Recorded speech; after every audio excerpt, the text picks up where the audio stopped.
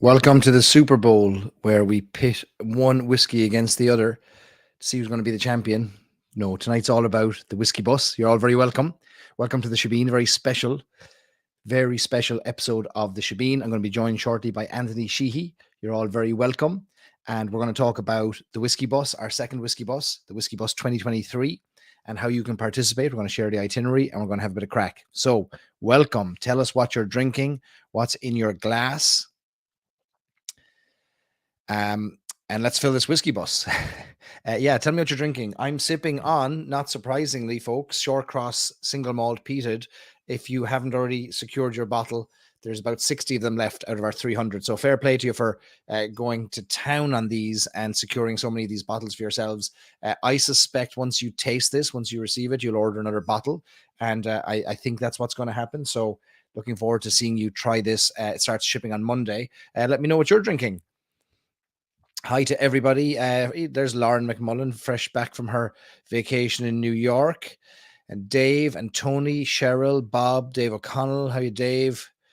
Kristen. Hi, Kristen. Hey, Greg. Hey, Dara. How you doing? Kevin Weiss. How are you, Kevin? Jeff. And we are interrupting the big game. I'm not allowed to call it the Super Bowl without permission, are we? But we're interrupting the big game. And I don't follow it. So I have no idea what happens, how it works. I'll leave that to you. But we are recording this. Obviously, this will be available on replay. So you'll be able to catch this again later after the Super Bowl. You'll be able to catch it tomorrow. And nothing will be lost. So dip in and out as you need to. But what we're going to do tonight is we're not going to be taking bookings tonight. So don't worry. Enjoy multitasking with the Super Bowl in the background. But what we'll do tonight is we'll walk through the itinerary for the next Super Bowl, the itinerary for next Super Bowl, the itinerary for next whiskey bus, and we'll share not hour by hour or necessarily how everything will fit into every day, but rather here are some of the things that we're going to be doing. And I say some because there are surprises that we don't want to tell you about. There are things that could just pop up as they did on Whiskey Bus number 1. So we'll keep that to ourselves. And but we will share with you the full itinerary, or kind of the broad itinerary of what we're doing, where we're going, where we intend to stay, and how you can participate. All the details will be shared here. Any questions anytime, stick them in the old chat, and we will answer all of them. Here is the busiest man in Irish whiskey. Good evening. How are you? Good evening. We were very smart tonight scheduling this for a Super Bowl and end of auction night for you. It was the best time. And actually what turned out to be a busy night in the pub as well. Anthony's just looking for more work. If anyone's got any jobs from Odd Jobs, we'll happily do it. Mixers, yeah. Good evening, everybody. How are you? I hope everybody's sufficiently... Well, it's early with a lot of our guests in America, isn't it? It's a big day. A lot of them Super Bowl watching and multitasking. I see mention of laptops on knees in front of the TV.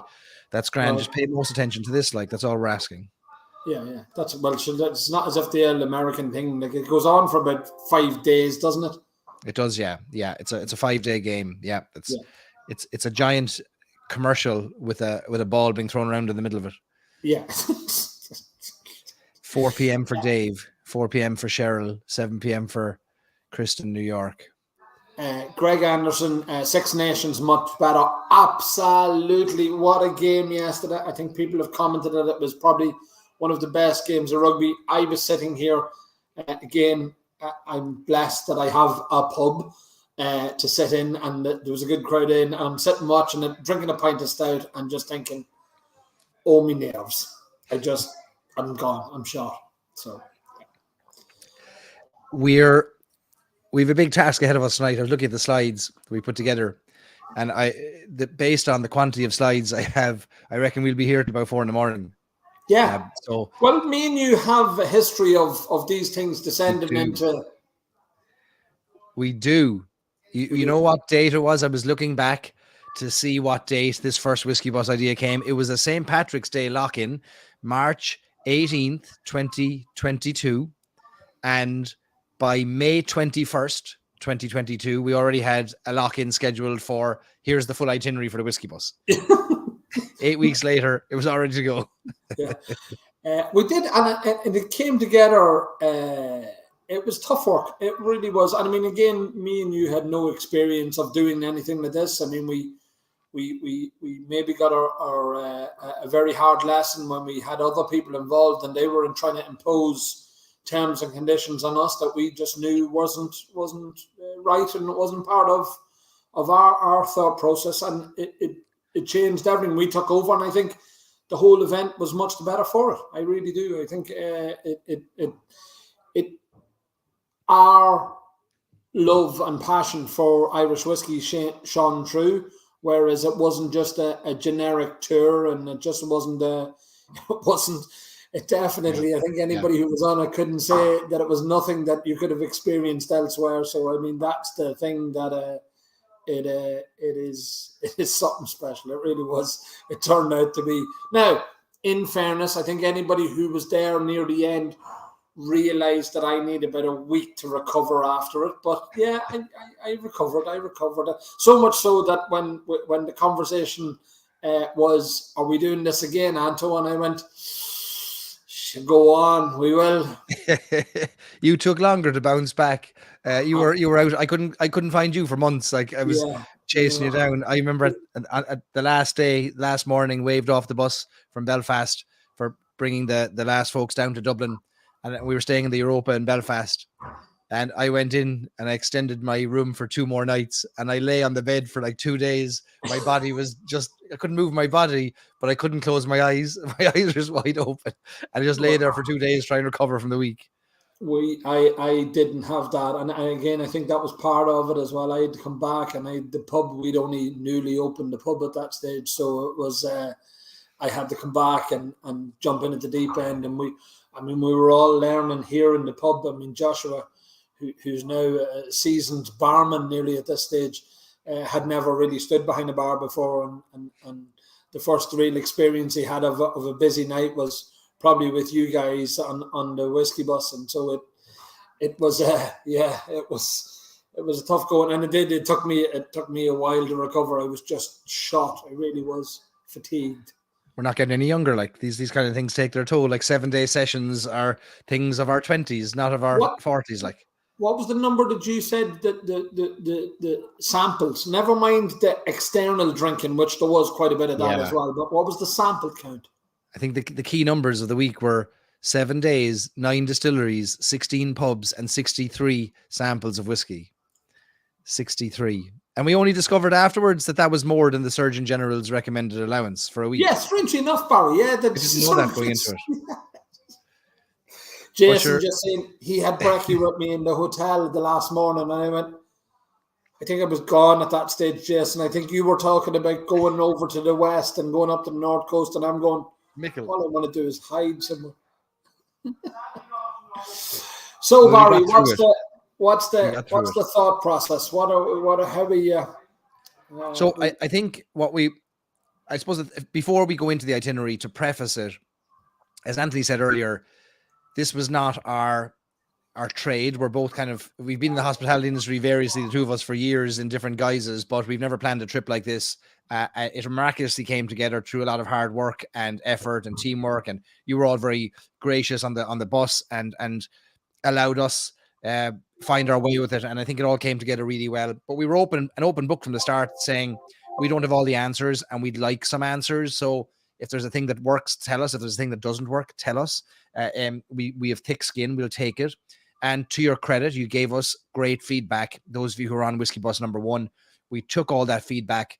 We've sat on it for a few months, not being able to find the time to do anything with it. Eventually being able to carve out the time, sit down, ingest it, think about it, discuss it, and try to think, if we're to do a second Whiskey Bus, what should it look like?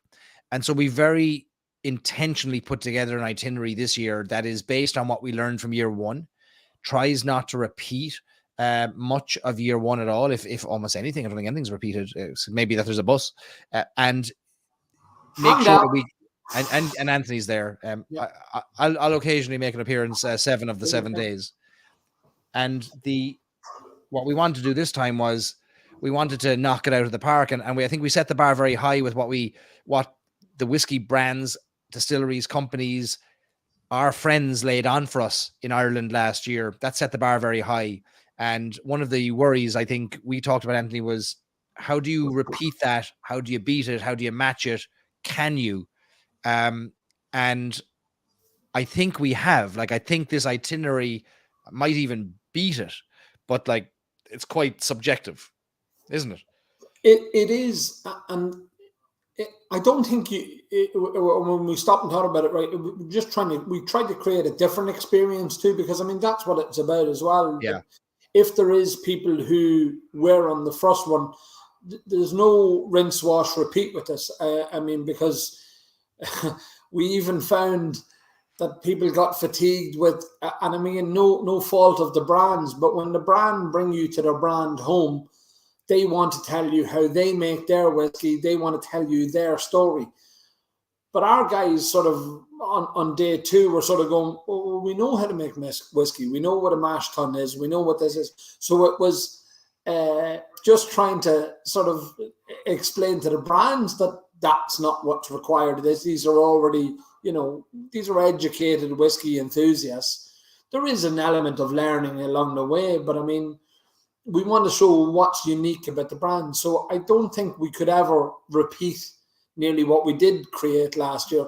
And look, I think some of the most memorable times that was created from last year were just spontaneous things. They were just,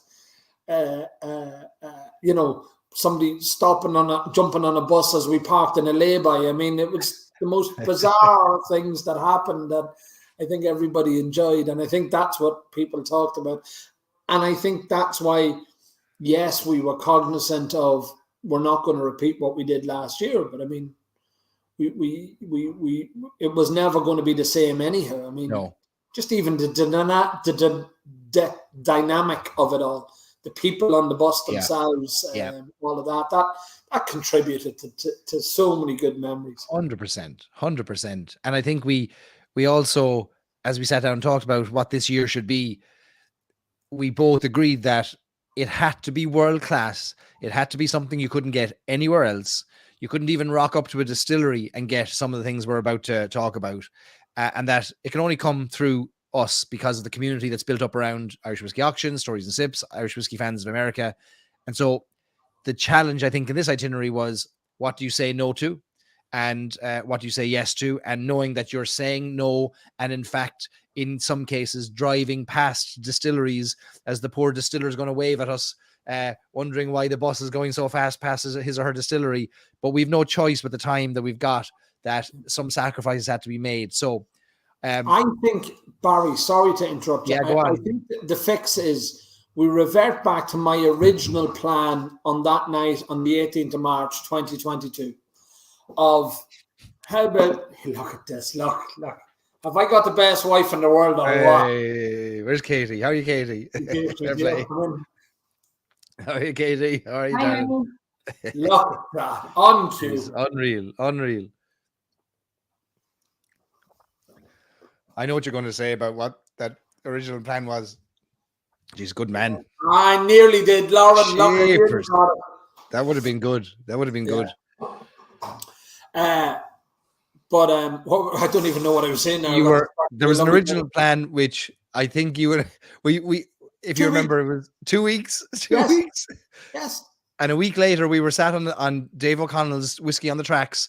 You, me, Katie, and Melinda all sat together, and Katie and Melinda looked at the two of us and said, 2 weeks, are you out of your mind? So it's 1 week.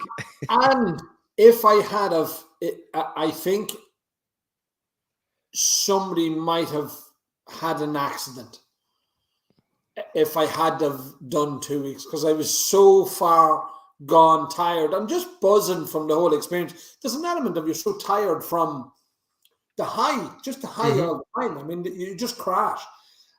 I think 100%. I think, well, somebody would have died. It's the only, either through my negligence or through I just reached the end of my limit and just murdered somebody. I mean, because everybody knows that I'm a shining beacon of politeness and niceties and all of them things. If there's one thing you're known for. Yes, yeah, exactly. And my polite demeanor and my vocabulary, it's quite elegant. Most of all. Yeah. Eloquent, I think, is the word. I've been think it described is. as eloquent many I times. think it is. So what we have is we have a 7-day itinerary where we are focused on a mixture of experiences, distillery visits, history, meeting people you will never meet on regular trips to Ireland, and crack. Also chances to maybe meet others in the whiskey world in Ireland at a couple of opportunities throughout the trip, which was asked for last time. We just couldn't fit it in, couldn't figure it out. So I think we've taken it all into consideration. We've, as our presentation of sorts will demonstrate, we have increased our modes of transport as well, and we'll have a bit of crack with this. So I suppose we'll just crack on with it and talk through it, and then take your questions as you have them, and we'll do our best to answer them. And then at the end, obviously in true marketeers fashion, we have to build up to the grand reveal of like, how do you book it and how much does it cost and how do you get on it? But like, we have to drag this out for as long as possible to make you see just what we're giving you. 4 hours. 4 hours. 4 hours minimum. All right. Should we get started then? Go at it, Baz. Go at it. All right. If there was one word that defined our whiskey group over the past 12 months, what would you say that one word is, Anthony? I'm not allowed. You told me I wasn't allowed to swear. You're not allowed to swear. I would say castle. We're getting a castle. Oh, come on. Yeah. Sorry, Barry. I'm slow. I'm tired. Sure, you've been working hard all day running an auction in a pub and the whole lot. Yeah. So look, we're kicking off in Dublin. We had to do it. I mean, there had to be be a castle somewhere. It was the one thing, and nearly just to tick the box at every level. Yes. The buying it was the hard part.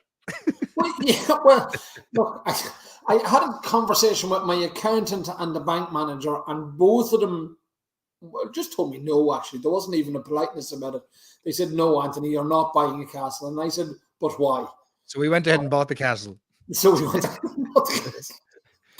Folks, the first 2 nights in Dublin, we're going to spend the first 2 nights in Dublin, and we're going to spend them at Clontarf Castle Hotel. You're going to get a castle experience. You're going to get a whiskey experience, but we're going to be based here. It's just outside the city. Our bus will bring us in and out of the city to the experiences that we've got.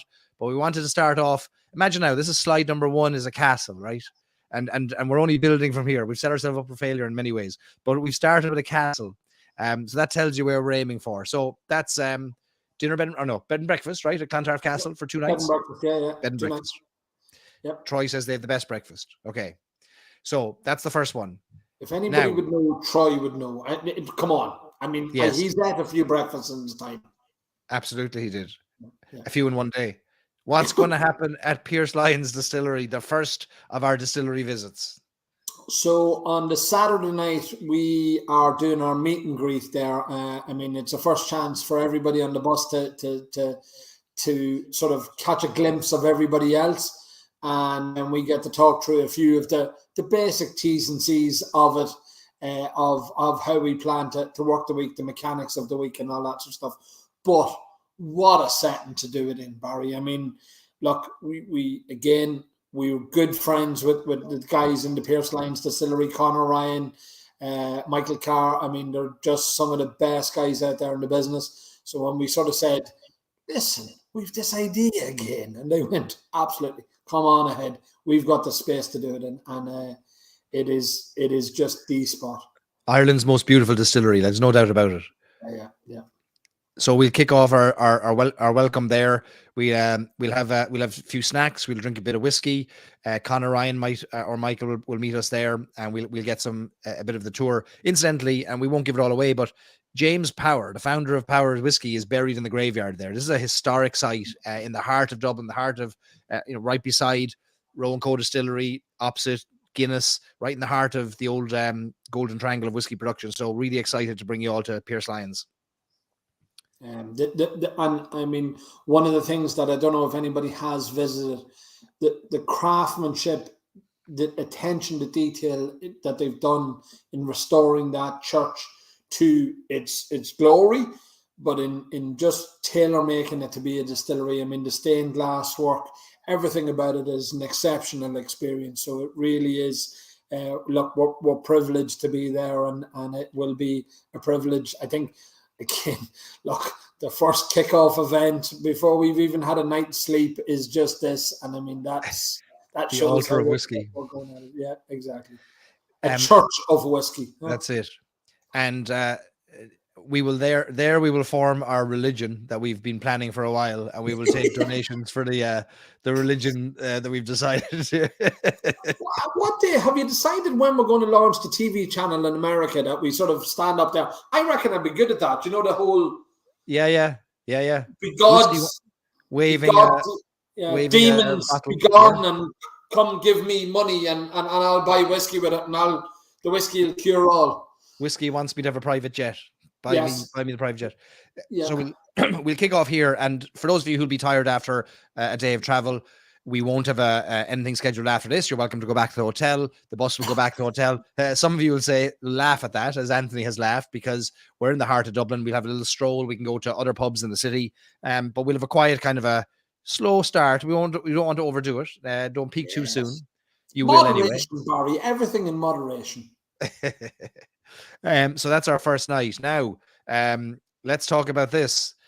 You mentioned Michael Carr, another red-headed, bearded man like yourself, but a legend of the tour business.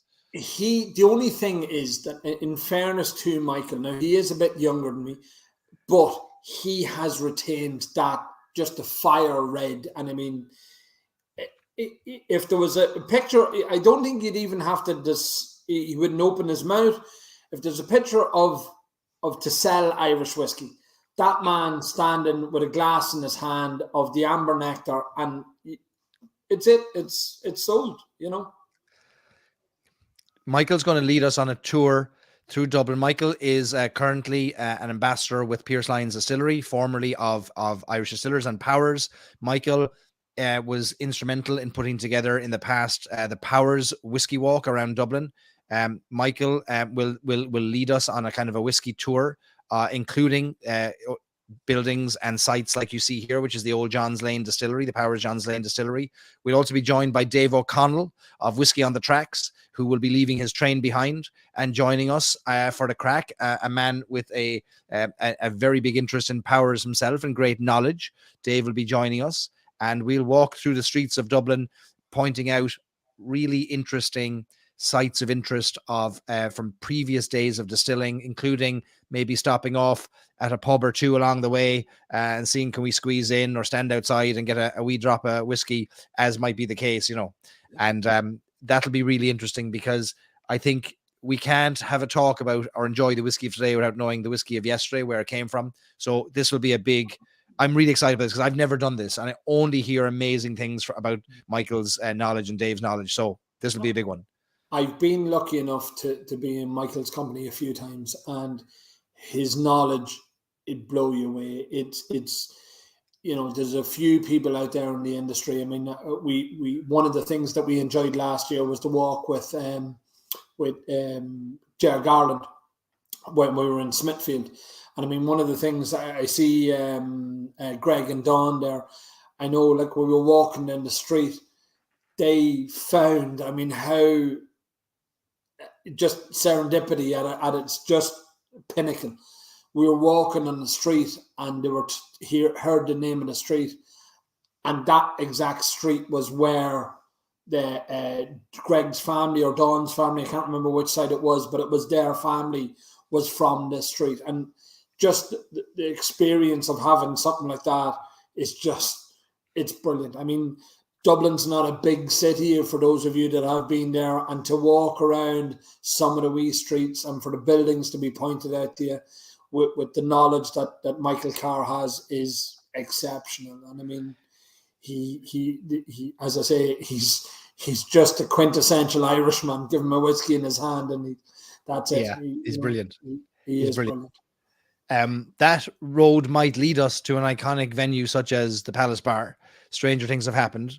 Now, we're sharing these kind of stops and elements of the experience, not necessarily in order. So this will be solidified over the next few weeks, but depending on kind of how things roll, where we'll be on certain days. But these are the Dublin experiences that we'll do for the 2 days that we're there. So the Palace Bar, sorry, Barry, is that man trying to book the tickets now on the That photo? is, yeah, that's Jeff Cleveland, I think, is it? Looks like Is Jeff it Cleveland Jeff? there. Yeah, Yeah, Jeff, that's him.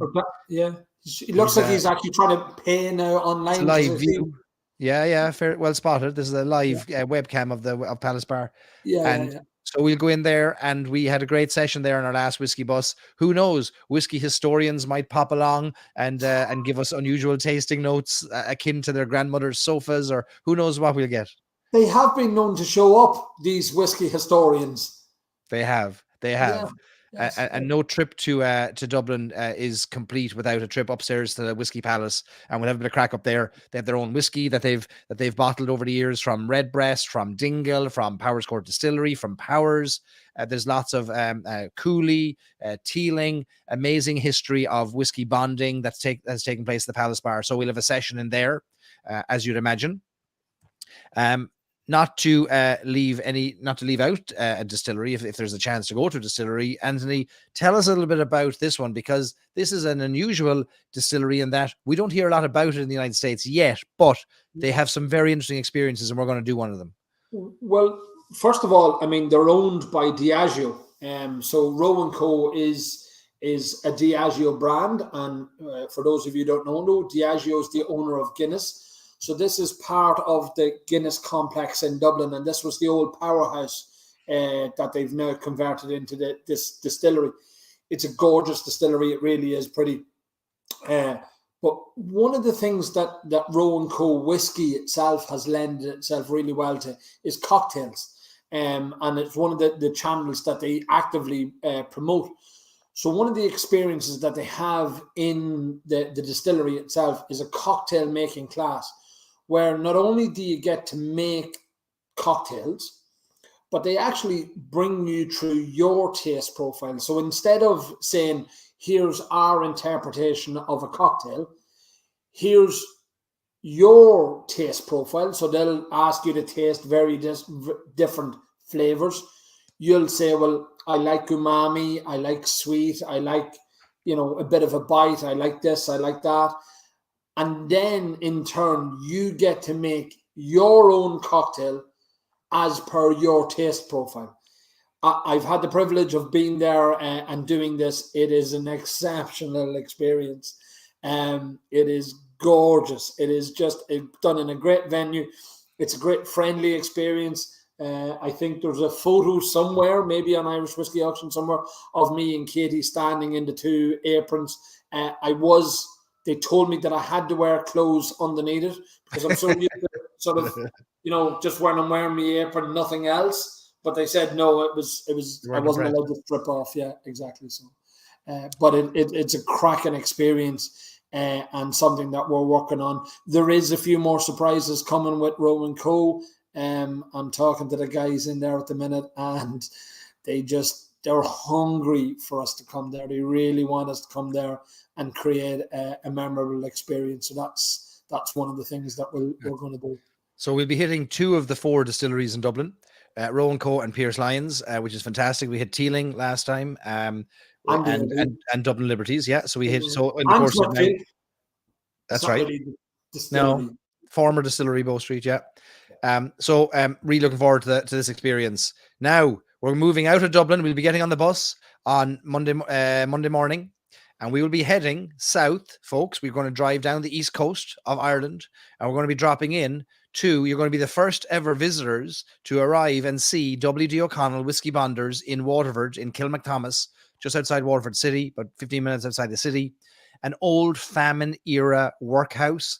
You see it there on the right-hand side of the screen, where the white van is outside. That is Daithí O'Connell's whiskey bonding location, his new brand home. There, you're going to meet Daithí. You're going to get a tour of the facility. You're going to get a history lesson and tour of the old famine site and what happened in that building.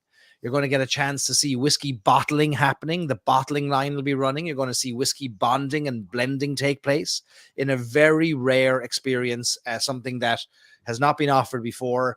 We're going to have lunch there. Daithí's going to lay on a spread for us, and we're going to have a chance to see unbelievable casks of whiskey that Daithí has acquired from around the world. Daithí will share his story of how he thinks about bonding, how he sources casks, and you'll have a chance to have a tasting of some unusual casks right there inside W.D. O'Connell. Now, this is an amazing experience. And as soon as we announced the whiskey bus, Dahi messaged me and said, "You're coming to me though, aren't you?" And we said, "Well, Dahi, actually, we hadn't thought about it, but you know what? You're absolutely right. We have to come to you because we want to show people how a whiskey bonder works." And Dahi's a very kind guy and very open and very educated and a great teacher. And I think he's going to give us a great experience down there in Waterford. It's about an hour and a half to 2 hours drive from Dublin, isn't it? Two things, Barry. Two things I just want to pick you up on that. Just go back to the slide of Dahi. Yes. Look at that beard. Is that not a magnificent beard? He will be giving us grooming tips. I've been growing this one for 20 years. Look at mine. Look, it is just, I reckon it has its own ecosystem. It is just fantastic. So birds live in that. I've seen a bird come out of that. I think so. So there's going to be grooming tips from Dahi as well. I mean, we're not charging any extra for that as well. But you mentioned lunch. Yes. We are going to break from the famine era theme there, I hope. Yeah. We will be serving spoiled potatoes and a drop of water. I don't know about that, Barry. I don't think they'll go for it. I think we need to develop that a wee bit more. Okay. We'll workshop that, as they say. Yeah, I think we might have to talk to Dahi about that one. I think the famine era is grand, but as long as there's a big feed at the end of it. Okay, there'll be a feed. There's talk of a barbecue, or there's a great local restaurant right there beside him. But we'll eat. So you'll have breakfast in Dublin. You'll get in the bus. 2 hours in the bus. We try to keep the distances on the bus as short as possible. We don't want you living on a bus, even though it's called the whiskey bus. You're paying really to see the experiences. And so about 2 hours outside of Dublin, we'll get there about 11 o'clock, 12 o'clock. We'll have our lunch. We'll have a tour. Go on. We did. Know the last time we done this thing with the bus? What was it called? It was called the whiskey bus, wasn't it? I've heard of it. Go on. Right. So the last time we done that, when we were in transit between venues, stuff had a tendency to happen too. Stranger things have happened. So the roads and the highways and byways of Ireland are littered with people carrying things. Yes. So I'll just say, it may be a 2 hour journey, hour and a half, hour and 45. We're going to see if we can get, what was his name?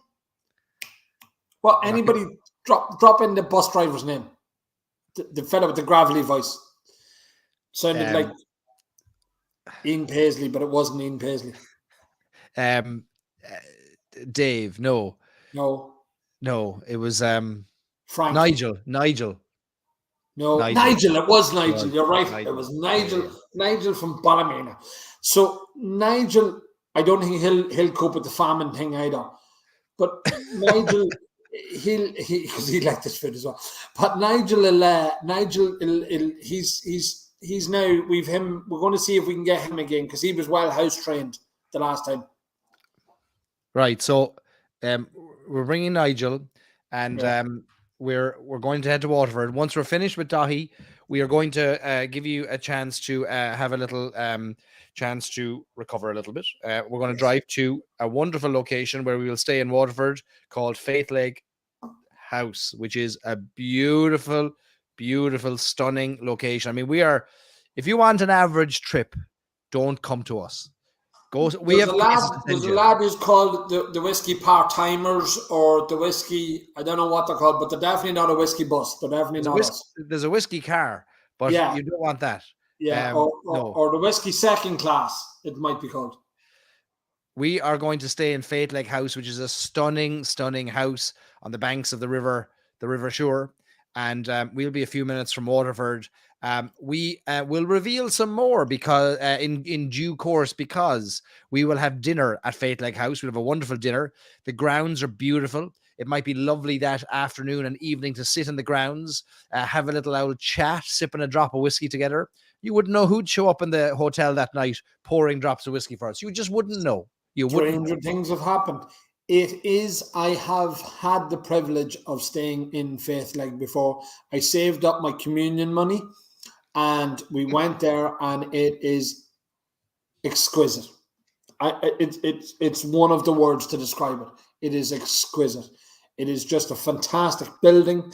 The reception area, just everything from the minute you walk in the door, it is just fantastic. Actually, if you look over to the left, I'd say one of my vehicles is over there on the left. Actually, could be branded.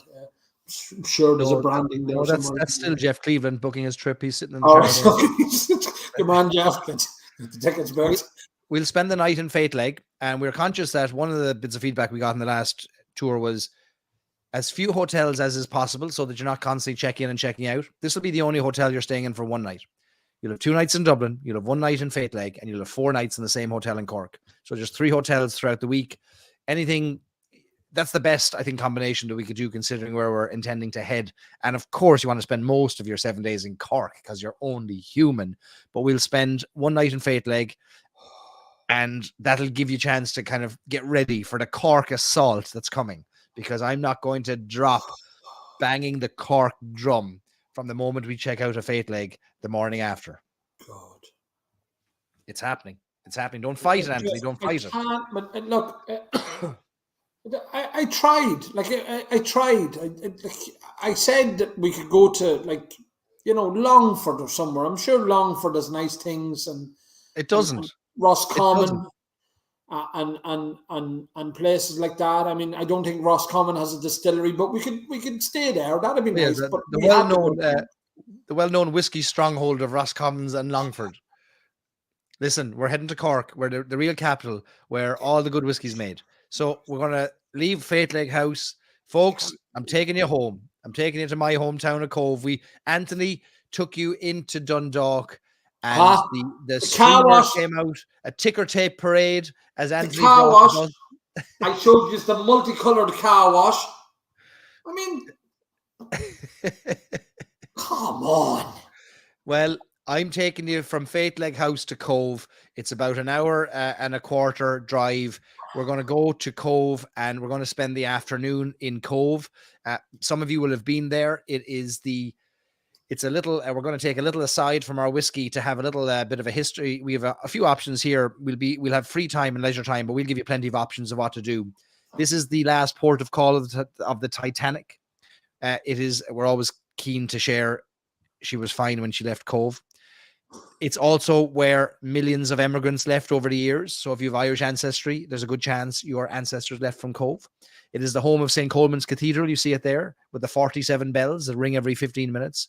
It's the home of Kelly's Pub on the waterfront. Great selection of whiskey. Have a good pint looking out the harbour. There is the Titanic Trail. There is the Cove Heritage Centre. You can trace your roots. You can see where your immigrants left from. So we'll spend a few hours in Cove. It's a fantastic stop for us. And it's a chance for me to bring you to the town I grew up in, selfishly. Anthony got to bring you to Dundalk, so I might as well get to bring you to Cove. Barry, simple as that. Have they put up the plaque at the house you were born in yet? No, they haven't. No. I think there should be a plaque there. It's too soon since the incident. We're trying to wait a while. yeah, but come on, we've got to put up a plaque. Can we go past the house and throw rotten fruit at it? No, sorry, that's me. Internal, not external. Last minute change to the itinerary. We're not going to Cove. We're going to bypass Cove. We're going straight to Cork.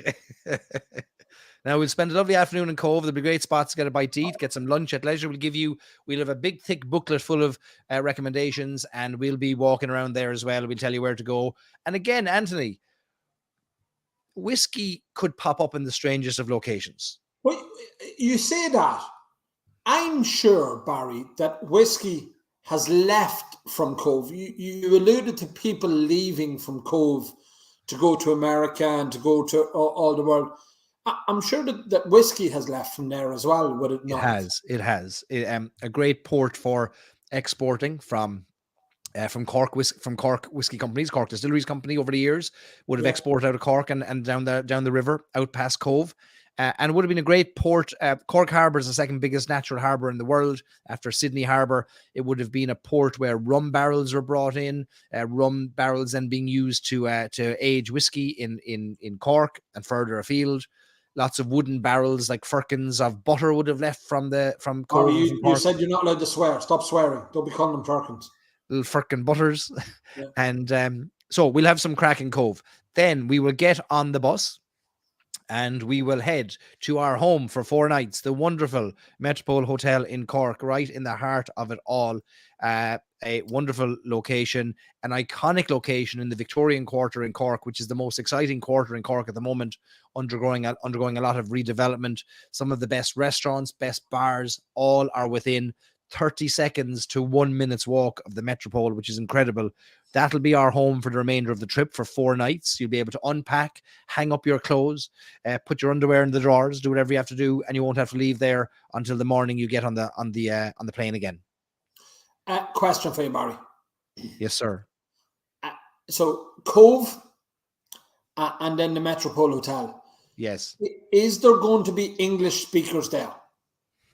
Because our American guests usually speak English, and we do have Irish guests on board as well. So will people also? I know they'll speak Corkernese, but will there also be English speakers? We'll have to probably maybe make a recording or a CD or something of translations, because there'll be a lot of people. There'll be a lot of people now in Cork, like they put on, they talk to you like that, like you wouldn't know what they're saying to you, but they come up to you, like, and they ask you, are you from Cork, like? And if you're not from Cork, like, they'd be very upset. So like they put on all this kind of, we have to understand who these people are so that we know when they come to us, they're not lunatics, they're just locals. So we'll help people understand that. We'll translate for them. Not lunatics, just locals. Is it not the same thing? No. We've particular local lunatics which we'll point out during their trip as well. Some of them might even jump on the bus with us. And on the left, you'll have Massey's funeral parlour, and on the right, we'll have a lunatic. On the left of Metropole Hotel, we have the Shelburne Bar, where we will be going. The Shelburne Bar is an iconic bar, the best whiskey bar in Cork, voted as well in 2018 Ireland's best whiskey bar. There is Mark Lonergan, who we have met many times in Stories and Sips, who is going to join us. We are going to have some tastings and some sessions in the Shelburne Bar. It's a chance for others to come meet us as well. So we'll have areas of the bar kind of taken over, and we'll have the crack. I'm sorry. This is where I have to interject. I don't know if I agree with this, because they'll be from Cork. Listen, you're supposed to be my wingman, and you're supposed to be big enough for this trip. But look, and I'm with you on that. I'm 100% behind you in everything we do, Barry. I really am. But can we get people from like civilized areas as well? Well, they'd have to get past security, but sure, we can get them in. We'll see if they have the right passport, the right stamp, the right currency. We'll let them in. It's going to be full of Cork people, isn't it? Like Cork is going to be full of Cork people. It's a bit like Dundalk. To be a lovely little city if it wasn't for all the Dundalkers. Yeah. So we'll go into Shelburne in Cork. We'll have a couple of sessions there, maybe over a couple of nights. We're also within great walking distance of bars like Mutton Lane, the Friary, Sheehy, Corner House. We're across the road from Cask, one of the best cocktail bars south of Bar 1661 in Ireland. We have some great locations. It's the heart of Cork. You're 5 minutes walk from Patrick Street, which is the centre of Cork, or Panna, as they call it. There's a statue of Father Matthew, the temperance priest, who will shake his fist at you for all the alcohol you're consuming, but you'll walk past him quickly. And we'll be right in the middle of it all. So it's going to be unbelievable. Unbelievable. Now, the Shelburne Bar has a massive whiskey selection, one of the biggest whiskey selections in the south of Ireland, and the entire perimeter of the bar is covered in these cabinets. They have a big thick thing called the Whiskey Bible, which they'll hand out. You can order from the Whiskey Bible. There isn't a whiskey that's been released in the last, I would say, 20 years, maybe going back more, that isn't on the shelves in the Shelburne. So you'll be able to order those. They're not part of your ticket price now. Don't go mad altogether. But you'll be able to order what you want from the menu. Unbelievable location.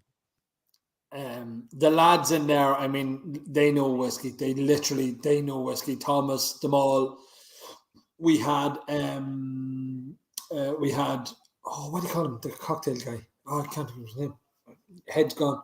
Up here during the Two Stacks Cologne cocktail competition, and he was here in the bar. And I mean, look, they know drink. I mean, that's the one thing that they know. As I say, I jokingly alluded to that there is an opportunity for locals to meet us as well, or for people to sort of point at them and laugh. There will be opportunities like that. I mean, it is probably one of the most iconic bars down there as well. Mark has said to us they're going to reserve us some VIP space as well, so it's going to be. And again, you never know who might show up. You never know. No, that's it. When we are in a bar, people can walk in, and whiskey tends to appear. So just know that we are centering ourselves in the heart of the whiskey world there now in Cork at the Shelburne.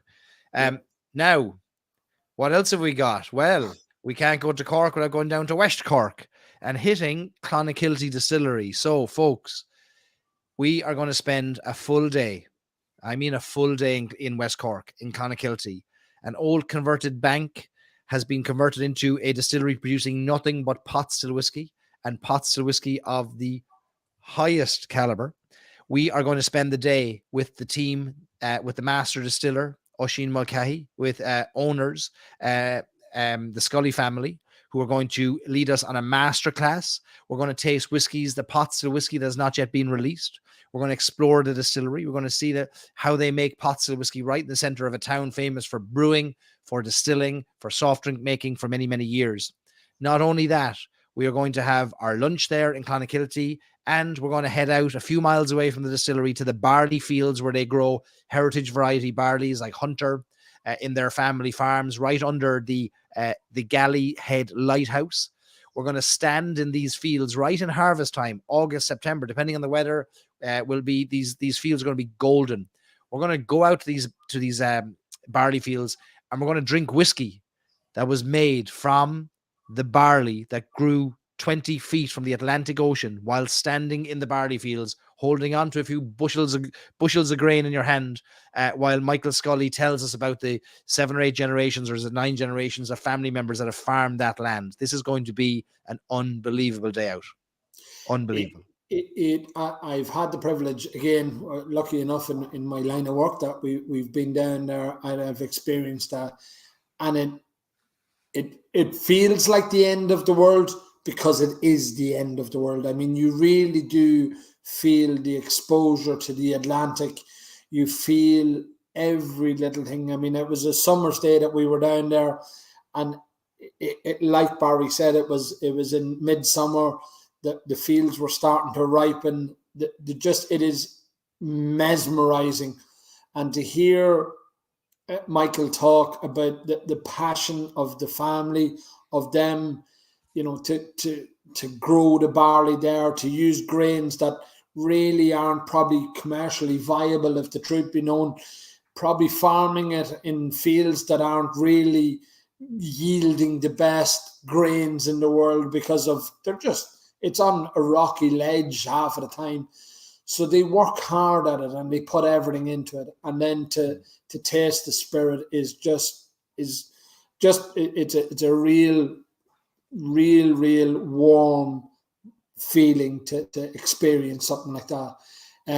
I think there has been hints that we may get up to the maturation, to see their own maturation warehouse that is, again, talk about like on the edge of the world. It is perched on the hilltop that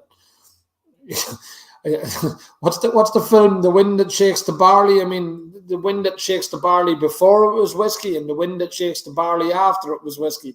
That's this place. I mean, it is just absolutely on the edge of the world. So we did a tour up there too, Stories and Sips Whiskey Club members. You'll have remembered we did a tour of the maturation warehouse with Oisin Mulcahy before we did one of our tasting events at the distillery. You'll remember not too long ago. That's all available on the website, by the way, if you want to go and watch that. But it's a rare chance because this isn't offered to the public. It's not a publicly available trip. Michael and his family want to really showcase what they believe in, their passion, their vision with the community here. So it's going to be a fantastic day out. There are some surprises that'll pop up along this day. We won't go into detail, but for those of you who are history fans, this day might change your life because there'll be some amazing surprises that are going to pop up along this day. We're hoping to have more surprises and we have things to declare tonight. So if last year was anything to go by, just know that we're trying to top that with surprises this year. Yeah, and again, one of the things that you said, look, there's still this is still very much a work in progress, Barry. Some of the things that we have, hopefully, we'll be able to deliver on them. I don't think there's anything that we've mentioned so far that we don't think we can deliver on. But look, things may change. I know even weather bringing us out to Gallyhead on the day, that it is exposed out there. We're hoping that it's good weather. We're hoping we're in mid-August, so we should be all right. But again, as anybody who's ever been to Ireland knows, that you can have 47 different seasons in an hour, never mind a day. So there is that's the caveat. There is that caveat of this, that look, we're working hard, and we wanted to we're ahead of ourselves, Barry, which again I think is fantastic. We're ahead of, what did you say was the date that we actually launched? May 21st. So we are ahead in planning this year, but there is still a job of work to do, just finalising out all of this and making sure that, look, people still want to go. I mean, it's all well and good, me and you, the two lunatics, thinking, it was great last year, let's do it again. But everybody might go, do you know what, lads, you're boring. Nothing really excites me. Zero crack.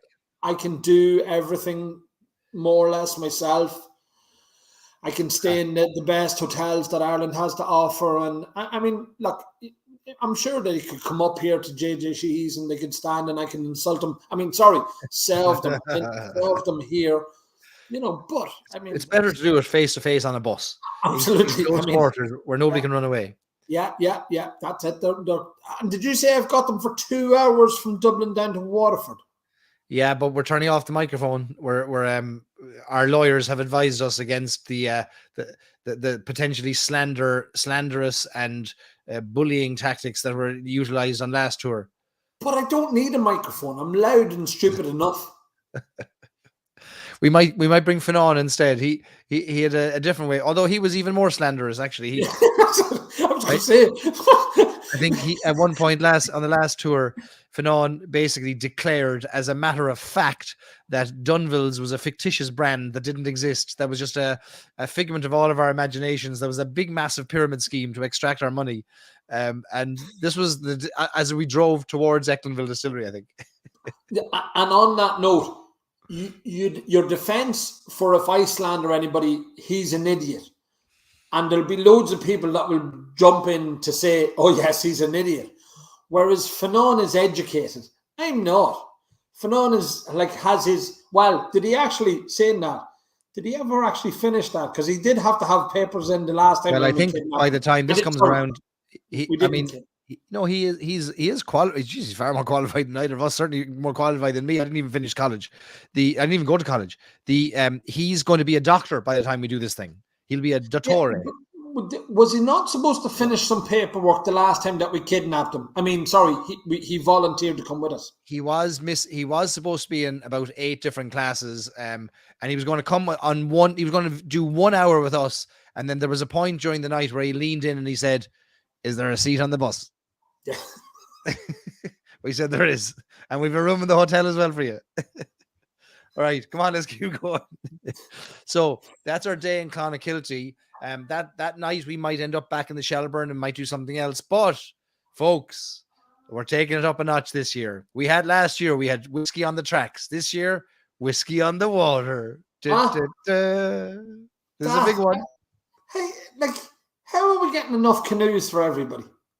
We have 30 plus seater kayaks that will be they'll be very precarious now, to be fair. And we've only about 4, in true Titanic fashion, we've only about 4 life jackets. And we'll all be full of whiskey as well. So what could possibly go wrong? One of our nights in Cork, we have chartered an entire boat that has a capacity of 70 people. We will be undertaking a Cork harbour cruise. We'll be cruising from Cork City all the way down the River Lee, past Cove, out into the harbour. If it's good weather, we might keep going. We might not stop till we get to America. We're going to be on this harbour cruise for about 3 hours. We're going to have it fully catered. Not only that, it's not just whiskey on the water, folks. Drum roll. It's Bushmills on a boat. Lauren McMullen's joining us. Lauren's coming down from These Bushmills. puns just make themselves, don't they? Like whiskey on the water, Bushmills on a boat. Oh, Bushmills on a boat, whiskey on the Oh, water. Folks, yeah. we had such great crack last year. We couldn't leave Bushmills behind. So Lauren's going to come down and she's going to host. She might even roll a wee barrel onto the boat for us. This could be a great photo opportunity. Actually, saying that, Barry, did we not pull something out of the water last year? We did. As long as we're not pulling people out of the water this year. I wonder there, could we sort of, maybe sort of go fishing or something like that? Well, stranger things have happened in the company of Lauren McMullen and water and whiskey, right? So you wouldn't know. You wouldn't know what could be found in an old on an old mud bank out in Cork Harbour if you dug deep enough. If you put down a line. Oh, can me and Lauren recreate like the Titanic thing at the floaty thing? Lauren there, me and her in the front of the boat. Well, the boat has an automatic turn back signal if it sees people doing that. It reverses. Tell you, we're going to float to the boat there, me and Lauren. Yes, Lauren agrees. That's me and Lauren's doing the front of the. You'd swear I have been mistaken for Leonardo DiCaprio many times in my life. It's one of your it's a cross to bear, admittedly. Uncanny. The timing of Bushmills on a boat might not be better either, because it'll just be after the launch of the new Causeway collection, which will probably happen a week before it. And should some of that Causeway collection happen to find its way down to Cork for our tour, well, it might find its way into your glasses. So we'll have a tour. We'll have a history as well. We'll have a tour guide who'll give us the history of the harbour, as well as a few tastings. We'll have it catered. So we'll have a great night. And it's a chance for probably about 20 people, we think, locally, who are locals in Cork or anywhere else who want to drive down and join us. We'll then go back to the Shelburne. Again, the Shelburne, we should probably tell the Shelburne we're coming, right? Like, this seems like a lot. Actually, have you mentioned it to Mark, perhaps, that there might be space? I don't even know Mark. I've never met the man. I found his picture on Google Images, but I think he's open to this. I don't know the man, but he has the look of a man that would be open to this. He'd be sound, Darryl. He'd be good enough. All right. If not, is there any lads down there in Cork that we know, like that reputable ones? We got this. We'll have a good. This will be good. Are you sure? Because I mean, reputable is the challenge, I think, in Cork. You and me are part of a WhatsApp group that cannot be named for legal reasons, that involves many great. You can say the new one. No, I've said it in the video. You can say the new one, the network. It's called the network. As they refer to themselves. Okay. So the other one, the previous name, you can't say because you're not allowed to swear, apparently. It's like the Masons, but it's with whiskey. So it's and it's not spelled like MAS. It's spelled like M5S. Yeah, 3. yeah. I'm not allowed to spell it either. Right. So we're going to. So Bushmills on a boat now, folks. Here's an experience that we have. This is going to be a wild one. So, one of the things we discovered last year, we had never factored this in, partly due to our ineptitude and our previous inexperience at hosting events and tours. We never thought and realized that people would buy whiskey. Never even thought of it. Yeah. Never even thought of it. We factored in no time at the distilleries. We factored in no time at shops. But they didn't disappoint, though, to be fair. No. As my poor wee hands. I mean, look. Worn out packing all the boxes to bear. Well, actually, it was more like Robert and Sinead and Katie and everybody else. Make sure you're packing them right. That's what I actually meant. But yeah, there was quite a bit of packing done after the last whiskey bus. Quite a bit. We want this time to not just factor in time at every stop for you to pick up whiskey, but we know that there are hundreds of whiskeys that you cannot get in the United States, and we want you to have access to them. Actually, Barry, go on. Do you remember, and you may or may not remember, because I think perhaps you were a little hungover. Now, I don't know anybody would have backed me up on this that was on the bus, because you had an awful craving on you for Lucozade. So much so that I bought 400 bottles. Yes. So en route to Belfast, well, we left the fantastic metropolis that is Dundalk, and en route to Belfast, we said, where can we get Lucozade? And I said, well, there's not many places, but we can go to Five Ways and we can go in there and we can get Lucozade. The plan was that Barry and one or two other, I think Fanon and maybe somebody else, was getting off the bus to go in, get the Lucozade and the necessary sustenance for people who are perhaps hungover a little, and bring it back onto the bus and say, here you go, lads, you'll be dead on. What actually happened was word got out that there was an off license inside. 1 second, stop. Okay, you're absolving yourself of the actual committal of the crime here, because you made the fatal mistake of saying, and if anyone wants to grab a snack, should jump off there. Well, all hell broke loose. There was people climbing over heads, shoulders, kicking people in the behind to get off the bus to see if they could find whiskey. Well, okay, I may or may not have said something like that, but anyhow, that wasn't my fault. I'm glad I picked up on that. I'm an idiot. But what did actually happen was one person strayed off the allocated route into the shop to buy the Lucozade, found themselves in an off license, appeared back on a bus with a bottle of Gold Spot, and then the stampede happened. and there was kids. I mean, we were trying to save children and everything, even though there was no children on the bus. There was women running and screaming. There was cars trying to get out of the car park. It was carnage. It was carnage. It was carnage. I mean, we went in for 5 minutes to get Lucozade. 2 hours later, we were still waiting for people to get back on the bus. And we didn't even have the velvet, soft-spoken Nigel to try and coerce them. I say coerce them, bully them back onto the bus. So we had to then stock up on bottles. Yeah, and there was I think Troy bought the shop. I think he now has the deeds to the shop. He owns the shop, and then he sold everything else in it. Yeah, and there was bottles there that was never found before, and Jameson, 15-year-old, all kinds of crazy things. Anyway, Rick Green, I think, is still holding a bit of a. He's not angry or anything. No, yeah, and it's in capitals as well. And abbreviated curses and everything. Yeah, that's a trigger for Rick. It's a trigger. Yeah, Rick. Yeah, sorry about that. Jesus. We don't want the carnage to be repeated this year, so what we've decided to do is we're going to bring you to the largest selection of Irish whiskey that probably exists, available to not even to the public. It's available on shelves. We're bringing you folks for private access to Irish malts, headquarters, warehouses in Cork. Look at these shelves behind me. Look past my beautiful face and look at just one of probably 10 rows of shelves.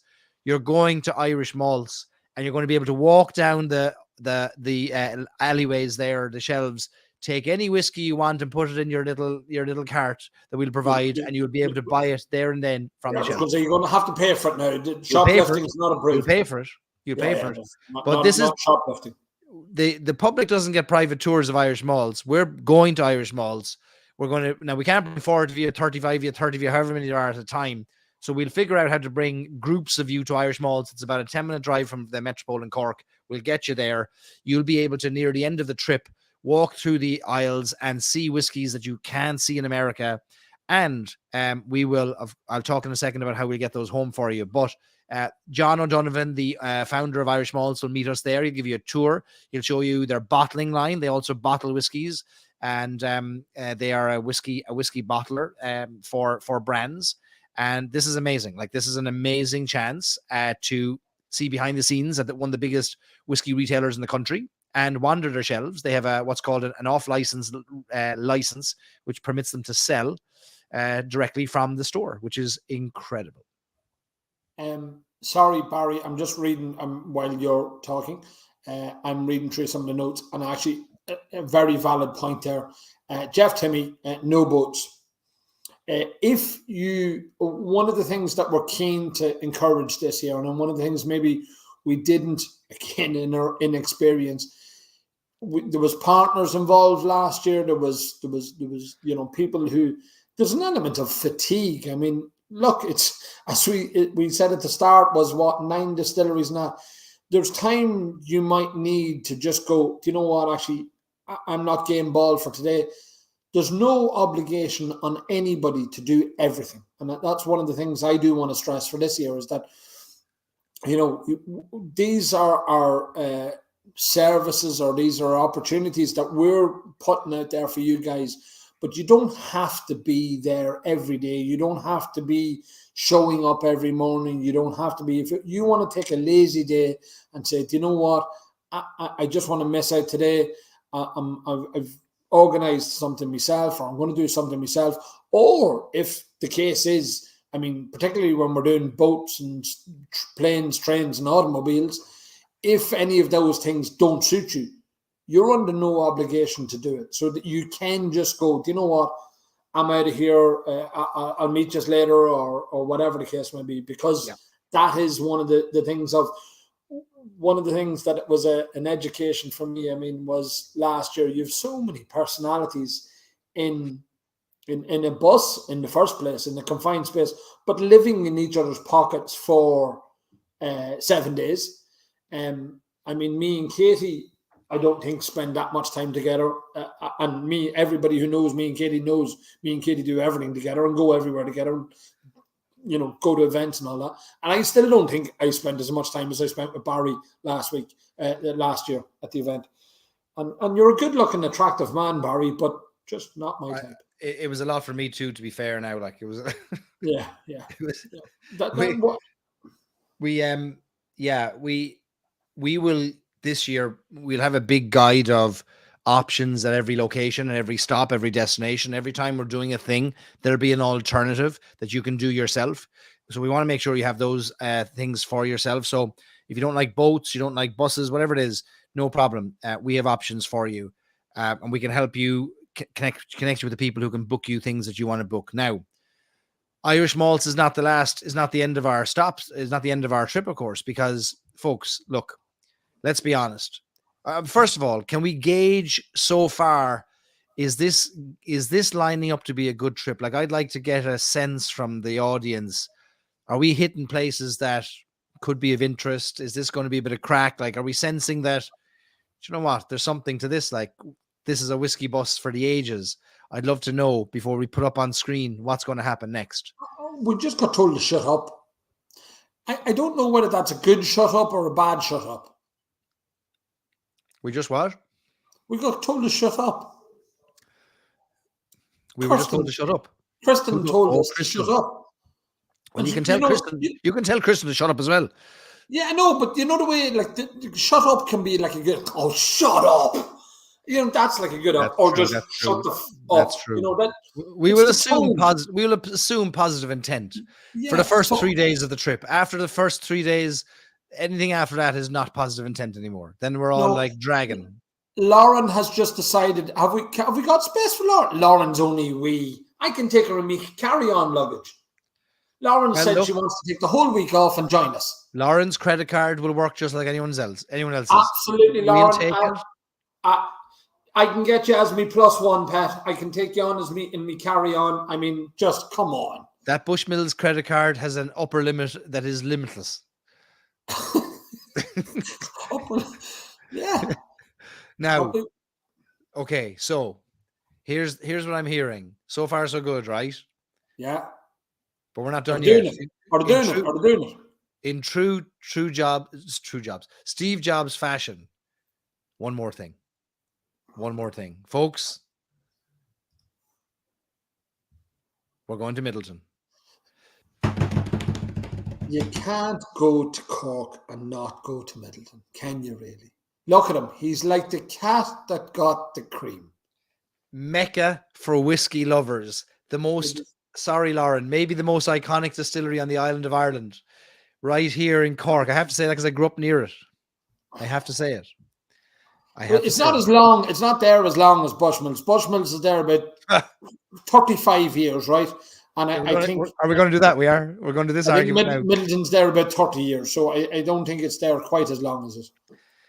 Ladies and gentlemen, we're going to Middleton for an experience that you cannot get. If you rock up to the distillery and you say, hand over your Amex Platinum card and you say, give me the works, they won't give you what we're about to get. They'll gladly escort you to the gift shop where you'll be able to buy what you want, but they won't get to spend a day at the distillery with the masters of the Middleton Distillery. And that's what we're doing. That's what we're doing. We are going to the Middleton Distillery where we'll spend a day. We will start our day at the Irish Whiskey Academy, the only academy in Ireland where they teach how whiskey is made. We will have a custom academy created for us. It'll be a 2-hour academy that'll be created for us, hosted specially for us, before we are taken on private tour behind the scenes of the working Middleton Distillery, going to areas that are off limits to the general public. We're going to go to Warehouse A2, which is the home of all the silent distilleries, where we broadcast live from for our Meet the Maker event all of those months ago with Kevin O'Gorman. Kevin O'Gorman's going to lead us on that trip. We are going to have a private barrel making and repairing demonstration by Master Cooper Ger Buckley. We're going to spend the day in the company of these two gentlemen. We're going to visit the warehouses where they store the what is now 2.2 million barrels of whiskey. There's talk of even taking us off-site to the Dungorney location where they have most of their warehouses, which the general public is not allowed to go to. We'll have lunch in the Middleton Distillery. We'll have a private tasting in the distiller's cottage where Mr. Barry Crockett, Master Distiller Emeritus, was born. His father, Max Crockett, the distiller before him.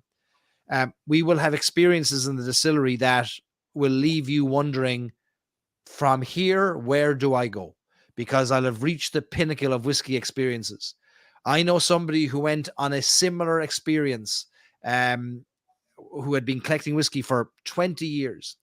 And after he got to meet a couple of the masters, he gave up Irish whiskey. He said, that's it. No more. I've done it all. I've seen it all. I've tasted it all. Yeah. That's it. Yeah. What do you think? It is probably the pinnacle. I mean, I've again been lucky enough to hold some of the silent distilleries in my hand, as you have. You've had events where the people have got to taste it. The craftsmanship that comes out of Middleton is just otherworldly. It really is otherworldly. They are probably, up there at the top of their game. I mean, they really are. They're spreading the word of Irish whiskey to the four corners of the world. So to get what we're getting, and I mean, I know you've shared with me some of the conversations that you've had with the guys there. I'm excited for this one. And I mean, I've been lucky enough to experience a load of these things. Yeah. But there's stuff here this is special. This is I mean, folks, like looking behind Anthony, looking behind me, the whiskies you see behind our shoulders are probably 90% from this distillery. The most celebrated, aged, premium whiskies from men who have dedicated their entire lives, and women, to the craft of whiskey making. Ger Buckley has been 47 years working for Irish distillers. Kevin O'Gorman has been, I think it's 26 years. We're going to have access that's just not given. These are busy men who are busy doing many other things than hosting tours. I can tell you, I know a few guys that are part of the Middleton Cask Circle. So they have bought. So what we tasted last year. So we tasted, was it a 25 or 27-year-old pot still with Garland? Yeah. And he alluded to that was €100,000 plus barrel of whiskey if you were to buy it. And I again lucky enough to know a few guys who are members of the cask circle within Middleton, and they do not get the access that this is going to give.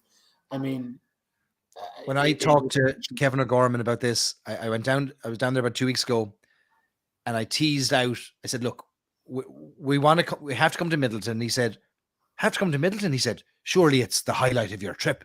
I said, "That's up to you, Kevin." Yeah. And he said, "Well, when are you trying to do it? And I said, August. He goes, oh, I'm on holidays early August. I said, no. It'll be later in August. And he said, even if I was on holidays, he said, I'd come back for this. Yeah. And he said, we have to take care of you. He said, micro distillery, academy. He said, Barry, we know how to do this. You tell us the date. We'll take care of you. We will take care of you. And there's a little joke me and Kevin have going about what Bushmills does for our community versus what Middleton will do for our community. And he'd be quite competitive. And after our last Meet the Maker event where we had in Warehouse A2, I remember Kevin leaned in and he said, that was better than Bushmills, I'd say, was it? And so I said to Kevin this time, Bushmills are very good to us. Like, they're always taking care of us. He said, no. And it's all kind, it's all good fun, but he wants to showcase the best of Ireland, and that to him is Middleton. So we get to see it through his eyes, which is amazing. A couple of things just to address in that. Caroline Brannigan wants to know, will there be a test after the academy? I hope not, Caroline, because I'm illegitimate. No, not illegitimate. Illiterate. Sorry, I knew I was one of the three. Illiterate. So no, there's going to be no test. You'll have to drink whiskey and you'll have to be able to tell if it's whiskey. Other than that, so, no. It'll be an amazing day. Kevin himself said, he said, come down 9 o'clock in the morning. We won't let you home till about 5. So we will have a full day at the distillery behind the scenes. So if you're a whiskey fan, folks, this is honestly, it took me, I think I was 5 years in the whiskey world doing what I'm doing now, but like building up, creating content, building communities, trying to promote Irish whiskey. I think I was 5 years at it before I got to experience this, before I got to go in behind the scenes with Kevin and the team and see what they were doing. And now that we've built this community and this interest and these relationships, we're so fortunate that they're extending the invitations to us. And Anthony, you and I we're very lucky with the friendships that we've made through the industry, and people are just so kind to open the doors to us and say, come on in, we want to take care of you. Which is fantastic. It is one of the most mad things about this. And I mean, again, I look talking to Lauren and don't be talking Charlotte to Lauren. And to Dave and Fiona and Shortcross and them that participated in last year's. The amount of relationships and friendships that they built up on the back of that is fantastic. So it is that sort of type of thing that we're bypassing. You said there, 5 years before you had the conversation, before you knew what Kevin O'Gorman did or who Kevin O'Gorman was. You knew who he was, but you weren't, as I say, having a phone call with him or a conversation.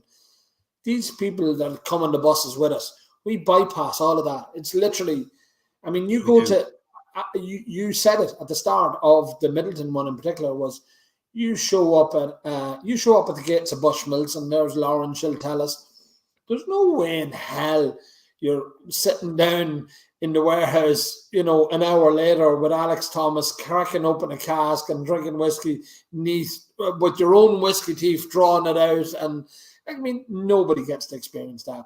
So I can only imagine that the 5 years of work that you and I have put into building these relationships is now going to bring to bear with this year coming up as well. Because again, as you said, people are just eager to be part of what we are putting together, and they're eager to be part of just engaging with the fans, because they know that they're not, this isn't a normal whiskey group, or this isn't a normal tour group. I mean, sorry. Whereas maybe one person or two person that's on a bus might drink whiskey, or they drank whiskey. Not a normal group. This is not a normal. No, this is not a normal group. But you know what I'm saying? That this is a real engaged, consumer unit that people are just looking. But the distilleries recognize this. Like Kevin recognizes this. Kevin knows some of the folks in our group here by name. Look, we've got silent distillery owners, we've got Jameson Black Barrel owners, everything in between in the group, and everyone is welcomed and appreciated into Middleton. But Kevin wants to take care of us. Ger wants to take care of us. You're going to get a chance to shave a barrel, to make a stave. You're going to watch Ger set fire maybe to a barrel and toast it. Like, amazing experiences that just are out of the ordinary. Be inside a cooper's workshop. with the Master Cooper. Very, very rare. It's just going to be unbelievable. I mean, I'm going to be excited. Like, it's just going to be amazing. Let me turn on the heat here. I'm getting cold. 1 second. It's all right. I'm drinking Guinness. It's fine. Kevin, cheers, mate. And Ger, thanks very much. But as I did, you're hands down the most engaged and supportive group a part of. Very grateful Barry introduced you. Alex is the same. Well, we get flamethrowers. No, Caroline, we're not allowed flamethrowers. A part of the health and safety thing that we have to complete. I think it's on the disclaimer, no flamethrowers allowed. No, we're not allowed to do that. But it is going to be something special. I mean, as I say, I think Barry's been leading the charge on this. Look at him with his... We have to go to Middleton. I have to bring them back their high-vis vest. Shows how much you've been down there lately. You've got your own, I'm sure, and it probably says Barry C on the front as well, does it? I mean, these have a habit of falling into my hands. I have to bring these back. Lauren, is this yours? I have to bring this back to you. Oh, it's too big. It's definitely not Lauren's. I have to bring them back their high-vis vest. That's the only reason they've invited us down. They've been looking for this for a while.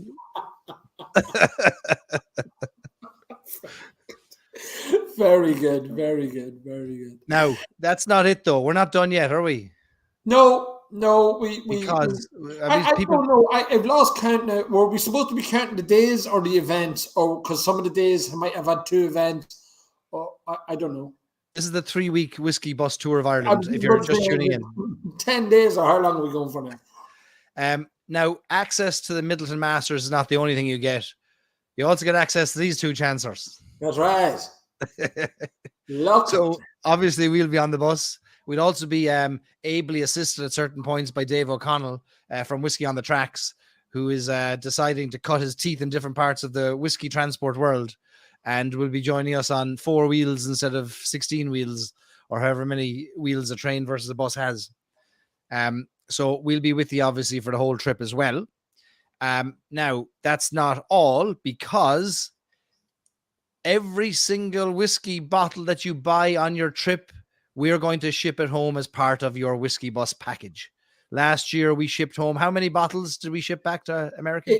It was just under 450 items in total. Just under 450 items in total that we shipped for 33 people in 7 days. But 450 items between glassware and everything else and bottles. It was just, it took us weeks. And I know some people were waiting on them, but it genuinely took us weeks to just sort the stuff. I mean, we had again, one of the bright ideas that I had on the March day was, we'll have the van there, and we'll have my van follow us around, and we'll take the stuff obvious and we'll ship it home.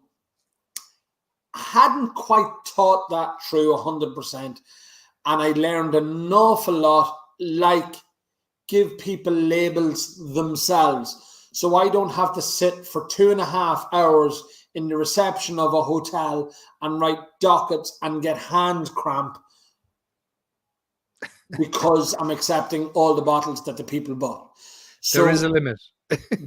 Yes, Troy, there is a limit. Yes, Troy. Absolutely.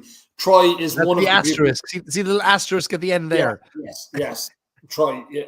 All the bottles are shipped home. That little asterisk covers, there's certain people's names going to be attached to that, and yours is one of them, Troy.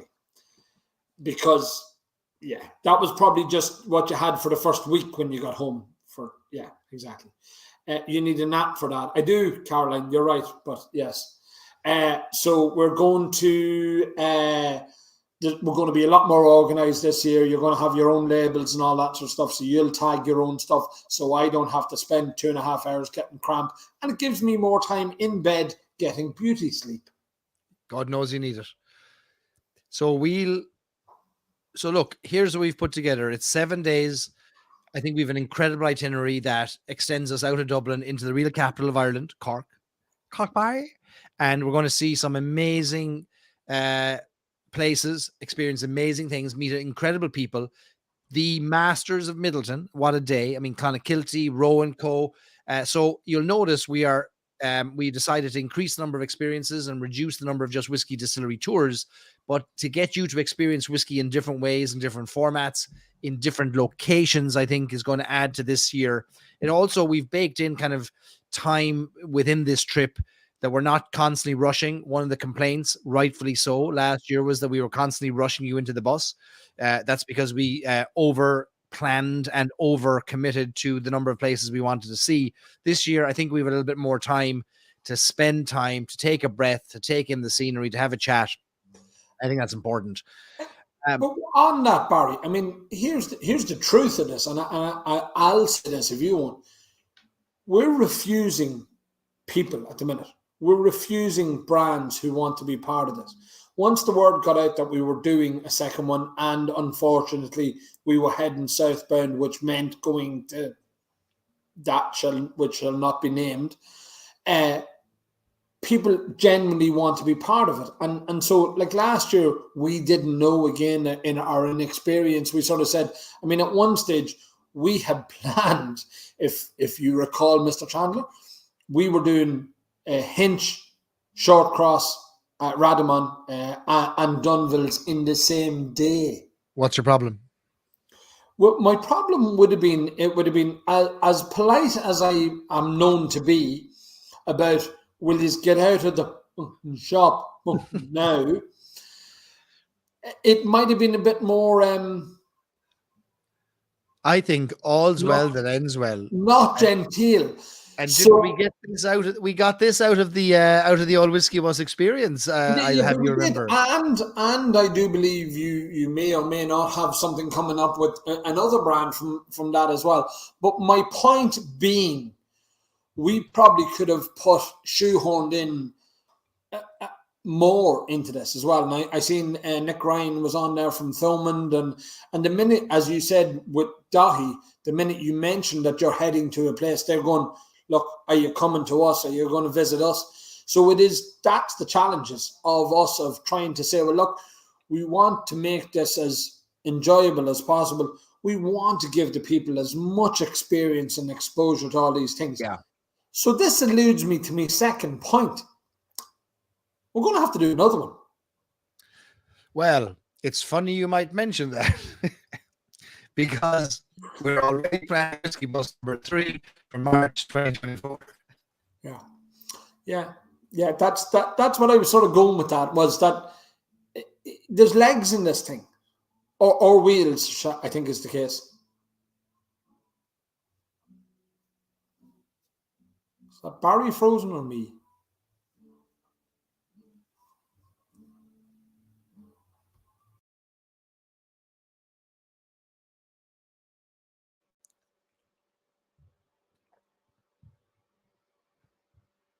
I'm back.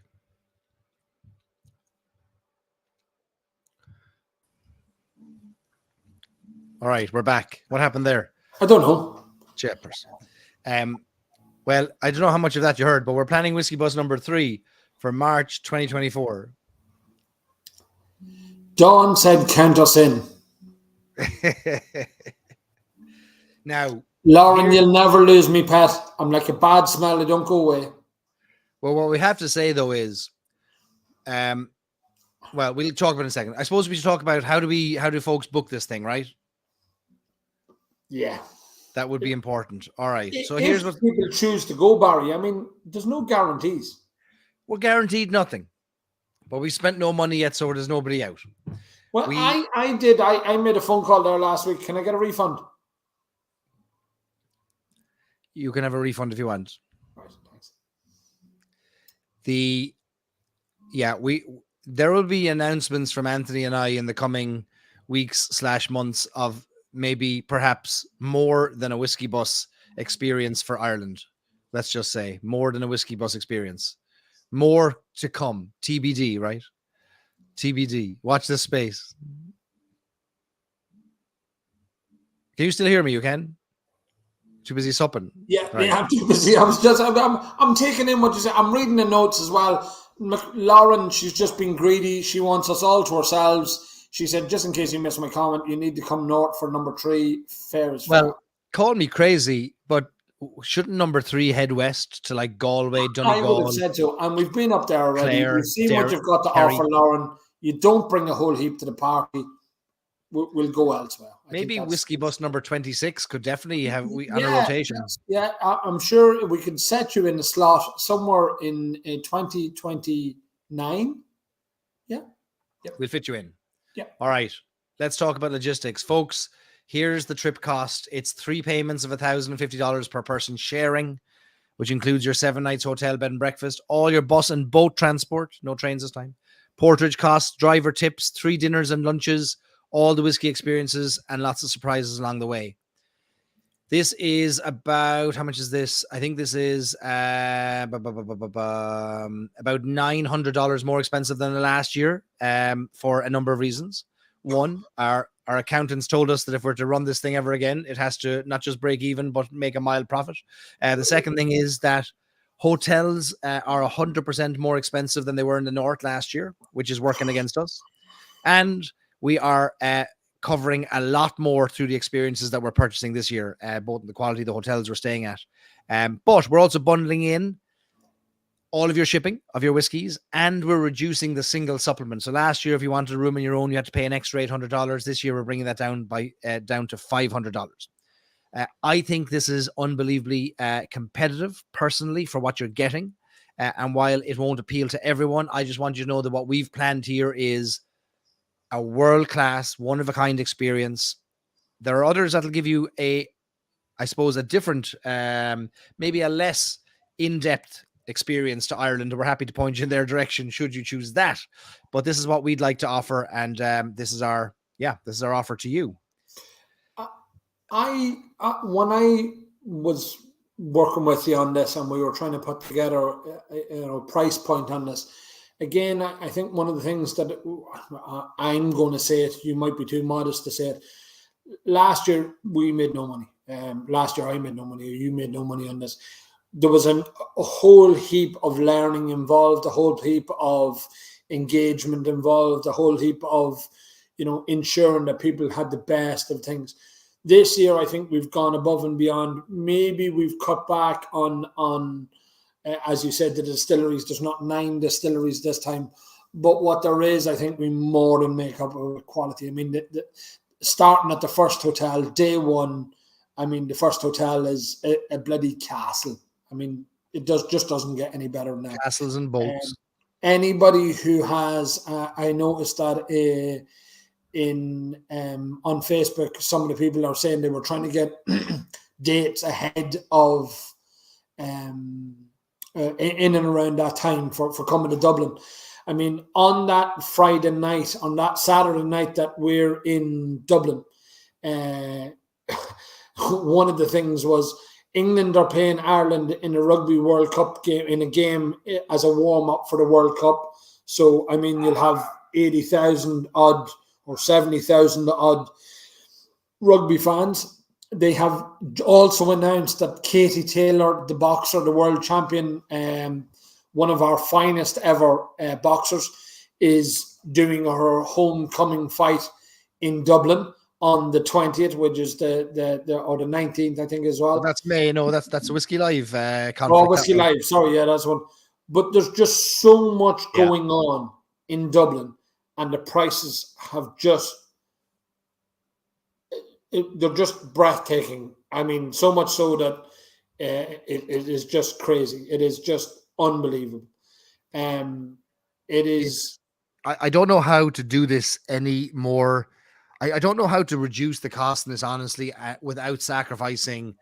Like, if you come all this way to Ireland, don't you want to do it right? Like, I think we could pull things out and you could knock a few hundred off, or you could get your own whiskey home. But I don't know. And I'm the first to say, look, it's got to be as low cost as possible. But I'm also conscious that it's also got to be sustainable, in the sense that if we want to keep doing this, we want to offer more. Well, it's got to be a viable business for Anthony and I to be able to dedicate the time needed, because we've got our own businesses, and to do this, we have to do it right. And neither of us wants to do it anything but the best. So it's kind of, we roll the dice on it as it is, which is, we think, world class. But if the market says there is no market for world class, we'll happily step away and say, well, okay, that's fine. We tried. We tried to do it our way. Yeah. I mean, again, even just the moving the people around, the bus costs themselves have increased so much. I mean, everything, fuel. I mean, again, I'm sure everybody's acutely aware that the fuel cost alone has gone so much. So it is just some of these things, and I'm not trying to. Both of us, and Barry said it there, we both want it to be as cheap as possible, because our sole objective in this is to get. One of the things I said at the end of our dinner on the last night in the hotel was, I hope that I'm sending home 33 new Irish whiskey ambassadors to unleash on the world. And our sole objective is to get people talking about Irish whiskey. And I think it succeeded, because, I mean, one of the T-shirt I'm wearing, as everybody knows, I obviously don't pay for T-shirts. No, he does not. T-shirts donated to me, or voluntary or involuntary. But I mean, the brands are got so much engagement out of it that we, like Brian Sharp organised people buying the latest Dunville's release when they released it. So he organised them, people buying that. That's what makes me happy. That's what I want. I want people going away from this thinking, you've got to do this. You've got to go to Ireland. You've got to drink Irish whiskey in Middleton. You've got to, stand in Cove and call people from Cork names. I mean, there's so many things. Sorry, I'm not allowed to say that. But there's so many things that we want people to be doing. And I mean, the barrier is obviously the price point and time. But look, I think it sounds like from the comments we're preaching to the converted. What we're saying is, this is what it costs to do what we're offering to do. Here's what it is. And it sounds like you're all on board. So I'm happy enough with this. Here's the logistics of it. So for those of you who want to get back to the game, 3 payments of 1,050 per person sharing, or a $500 supplement if you want to have your own room for the 7 days. We're not going to take payments tonight, but what's going to happen tomorrow at 5 p.m. Eastern is you're going to get an email. Everyone who is on my email list, who receives our Stories and Sips newsletter, everyone who has been on the Whiskey Bus before is going to get this link at 5 p.m. Eastern. We did promise that those who were on the Whiskey Bus last year would have priority. We will maintain that. We can't do it again. Otherwise, it's going to be, and we love you all, but if we have to see you all out the same people every year, then we're not going to meet any new friends. So, and you're all lovely, but we need to make it a kind of a free-for-all going forward. So this year, you'll get priority. If you want to come back, you'll get priority. The rest of the places are going to be offered up on a first come, first serve basis. So when we send out the email tomorrow, fill it out, fill out the link, the registration form. What's going to be on that are your name, your details, your address, etc. Agreeing to the costs, agreeing that you're willing to pay the first deposit to hold your place within the next week. We'll send you a link to make that payment afterwards. Understanding the terms and conditions, etc., that you're healthy, able to travel, you're going to take on your own travel insurance, all the usual things. That email goes out tomorrow. Fill that out. We'll need about 72 hours once those have been completed to be able to understand, okay, who was there from Whiskey Bus number 1 that we need to assign a place to, how many places are left, how many people do we need to reach out and say, yes, you've been successful, and then how many people do we have to sadly reach out and say, sorry, not this time. But it'll just be on a first come, first serve basis. I don't see any fairer way of doing it, nor do I think we need to waste any time trying to figure out a different way. That's how we'll operate it, and that way we'll get it done cleanly and quickly. The deposit will hold your place. We're as fair as the day is long. We will if something pops up in the coming months where you can't go, we'll do our utmost until such time as we've incurred costs to hold rooms, etc., to give you back your money. Like we did that for somebody last year. Different circumstances pop up. We understand life happens. So, but the deposit holds your place, and we'll do our best to, obviously we'll work with you if something should pop up, and then we'll have payments. The next payments will be due in April and June, so that'll complete your payment schedule for the trip. All payments 100% in advance. And I think that's clear, right? Like that's, Oh yes, there will be a whiskey. We'll do the same. Can we do the same whiskey club member discount of $50 per person, Anthony? Like we did last year. I'm happy to do that. Yeah, I'm happy to honour that. I mean, again, look, I mean, they're the backbone of the group, and so again, I'm happy to anybody that is engaged enough that are part of the Stories and Sips Members Club, that they're engaged enough to come on board of this. I think there's no reason why we wouldn't. On that, yeah, Barry. I mean, look, we wanted the challenge is that we can only take so many people. It is only a bus. We tied, and again, we both spoke about, what happens if there's more uptake and looking at the comments and looking at the engagement and knowing every time that we talk about this that people want,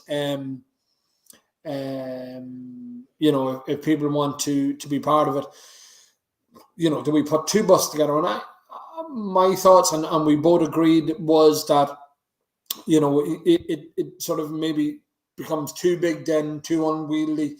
It doesn't have the unique experiences. We did like the idea of you having a bus and me having a bus, and we turned it into a competition as to who could get there first and drink the most whiskey. But we sort of thought maybe the better of it, and maybe let's not do that. The attorneys talked us out of it. Yeah, exactly. Look, I think it is a great opportunity for people to really come and get something that you're just not getting elsewhere. You're just not getting. I'll fight anybody who says that they can, because it just doesn't. It can't be done. I'll take the shirt off any men's back. Take the shirt off. Well, I would actually take the shirt off. I have been known to do that, Barry. I've taken the shirt off your back. You have your backside. Yeah. That's it. Listen, you still hold the record for the longest bounce back after a whiskey bus of how many weeks it took you to get back vertical. I don't know how. And there was people on the bus last year, Troy, who, shall we say, himself and a certain blonde lady from the north of Ireland, who may work for a distillery that begins with Bushmills. I'm not saying who it is now. I'm not saying, I would never say who it was for fear of discretion. But they were drinking until really, really, well, it was the morning actually. And then Troy got on a plane and went home to Ireland, to America, and continued on. I mean, what's wrong with him? We met some medical marvels on the last bus. And we did describe him at one stage as a reverse distillery. That's right. Like whiskey went in the top and water came out the bottom. That's right. He's a micro distillery. Middleton has nothing on the micro distillery that is Troy. It is just, I mean, it is not normal that. So how anybody even faced another drink, and I mean, I took me weeks. I was not the better of it. Genuinely 2 weeks. I just was not the better of it. So well, you know what they say. You can't call it breakfast if you don't go to bed. Well, Troy's thing is you can't get hungover if you never stop. There is that of a Troy, absolutely. Yeah. I blame the tapeworms. So here's what happens next, folks. So, I think you've got all the details. Tomorrow at 5:00 Eastern, you'll get the email with the link to the registration form. Fill it out. We'll wait 72 hours. We'll make sure everyone's got their entries in. We'll resend the email to make sure. We'll reach out to those who've expressed interest through from the previous whiskey bus as well to make sure they've seen the email. And then we'll start allocating out the seats on that first come, first serve basis. Our hope would be to fill this this week. That's our hope. If it takes time, it takes time. But look, we have 6 months before the trip happens. So we just know that there's lots of interest. I think we'll have a waiting list. But we'll probably even be able to mention our March whiskey bus before the August whiskey bus even takes place. We'll have our March whiskey bus ready to go. Yeah, that's, I mean, we're working on that as well as a few other projects as well. But I mean, how good would it be to either, we're not firmed up on the dates yet, but how good would it be to land, do St. Paddy's Day in Dublin, and then go on a whiskey bus, or I'm not sure about that, Barry, because when I have thought about it, I thought, like, the last thing you want to do is have a few more pints on St. Patrick's Day after doing a whiskey bus. I think you drop everybody off on St. Patrick's Day, and then their St. Patrick's problem, not ours. I have a genius idea. Can we get the bus in the St. Patrick's Day parade in Dublin? We'll do a float. We'll do a whiskey bus float in the parade. We'll actually participate in the parade. Oh, come on! That's it. The Irish whiskey fans of America float. We're in the parade. On. That's the it. We're in the parade. Float. I'm calling him now. I'm calling him now. I'll phone the president. Hang on, give me a minute. Hello, Mickey. I have a job for you. Come here to me. Can we get Anthony as the Grand Marshal? Oh, come on. That's brilliant. Oh, that's it now. That's decided. That I won't sleep now. That's it. I'm going to make that happen. I'm so going to make that happen. We're doing a float. We'll have a truck, a flatbed truck with us all hanging off the back of it. Like 30 seats in the back of the flatbed. Lauren's there. Lauren, if he's got a lorry up there with Brandon all over, we'll get it into the float. St. Patrick's Day parade somewhere. Sponsored by Bushmills. I got my high vis vest and everything. I'll wear 2 high vis vests on the back of the truck. Oh, come on. Oh, we're doing that. We're so doing that, Barry. We are. We're doing it. We're doing it. Oh, that's my new goal now. How can we get, No, that's decided. That's it. That's it. I'm decided. So the only thing that we have to decide about that is, are we going to be drunk doing the float, or is it going to be sober doing the float and then we do the whiskey bus afterwards? Hashtag, for those just joining us, hashtag drink responsibly. Drinkaware.ie is where you'll find details of overconsumption. We at all times advocate for the responsible consumption of alcohol. Oh, it's brilliant. And for those from Irish distillers who are watching the earlier part where I demonstrated something that was removed from their premises, I am bringing it back. It's coming back. And Bushmills, you'll get yours back as well.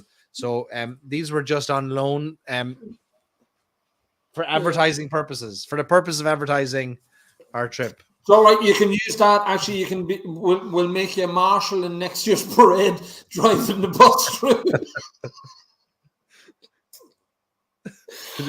Oh, yeah, that's right. Thank you very much, Randy Money.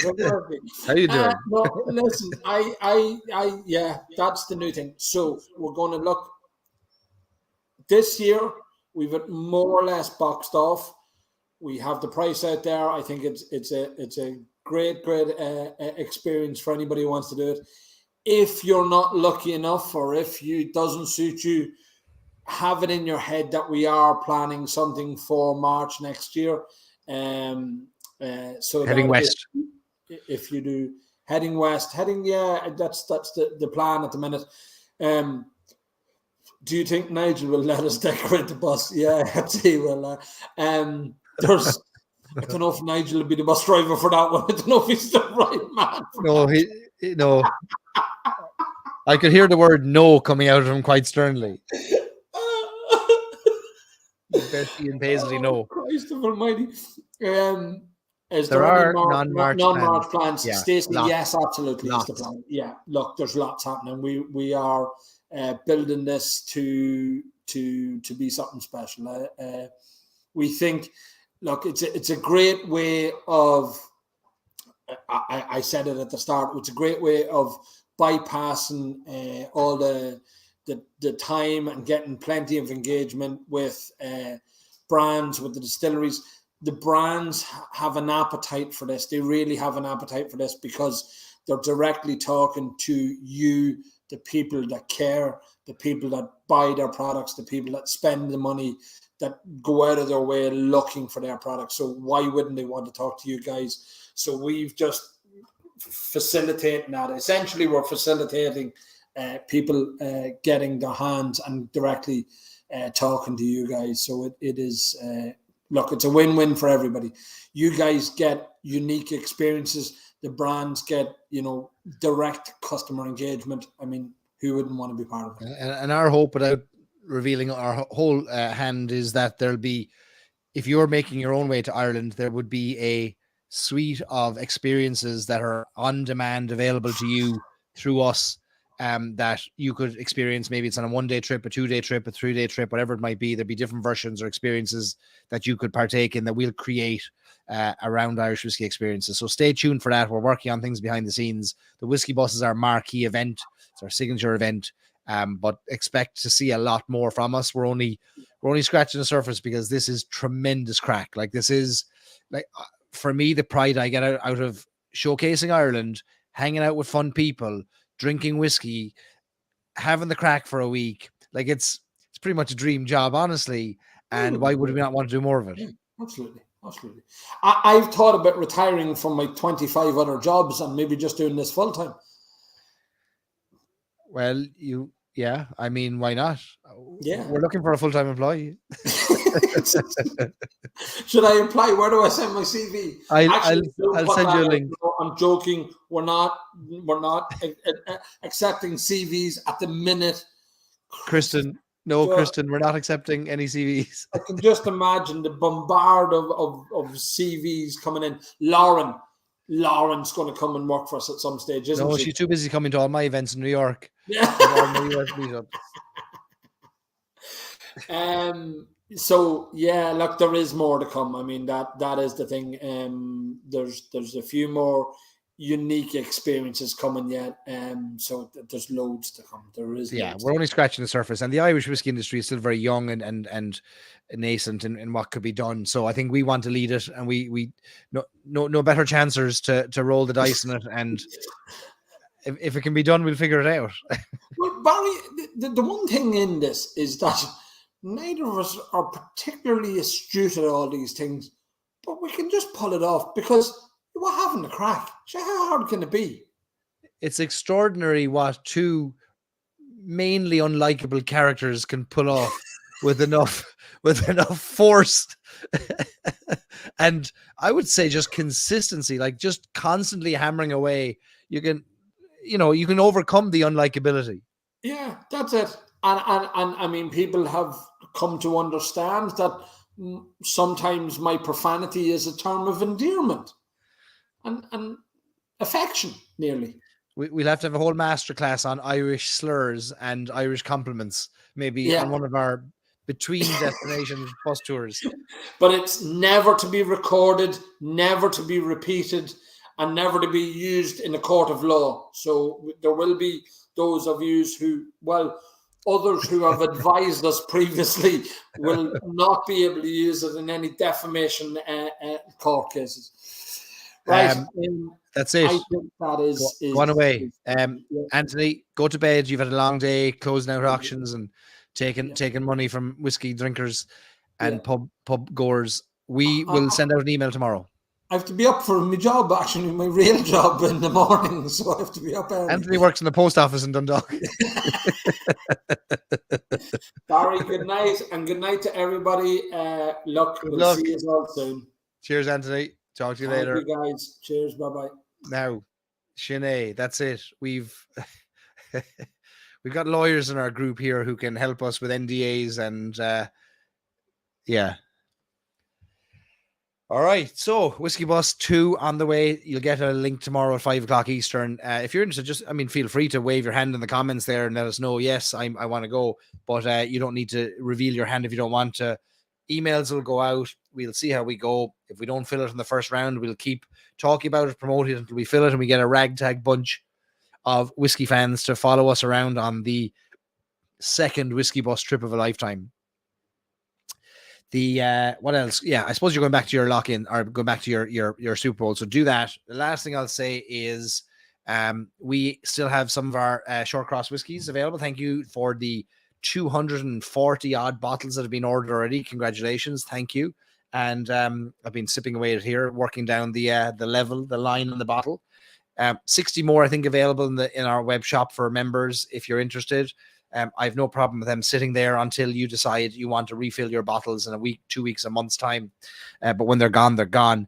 Next thing up this week is on the 16th, which I believe is Thursday. On Thursday night, 7 p.m. Eastern.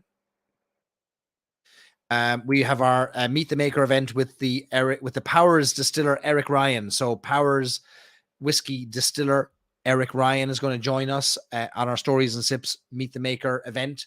It's your chance to ask questions directly of the people who make the whiskey that you love. Powers Rye has just hit the market and is landing in different parts of the United States. If you want to ask questions directly of the man who made it, then you can talk to him and you can ask him how he made it, and he will talk to you about the process, what is part of Powers Rye. We'll talk about the history of the Powers family, but Eric is a great guy. Friend of mine, lives locally here and distiller down in Middleton. So look forward to that. That is taking place this Thursday.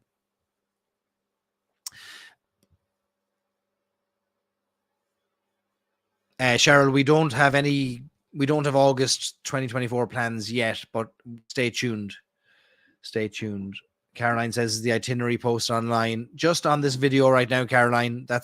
It's not a full itinerary, but just scrub through the video. You'll see the itinerary. We're not posting day by day. That has to still be finalized, but we gave you the overview of what it all entails. That's as much as we're able to offer right now. And we just can't hold off any longer until all the final details are in place, because people can't book flights. So we wanted to get that out there. So scrub through the video and you'll get the itinerary broadly. You're not going to get it hour by hour. We're still 6 weeks away from that, I would say, because of vacations that distillers have and final details. And one company can do a thing this day, but they can't do it another day. So that's what we have available right now. And that's it.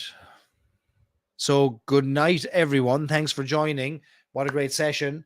I'll see you online. I'll be sending out your emails tomorrow, and then I'll see you Thursday night, where I want you all to join with your drop of Powers John's Lane, Powers Rye, Powers 3 Swallow, Powers Gold, and join Eric Ryan. Show your love for Powers. The registration link is on our website.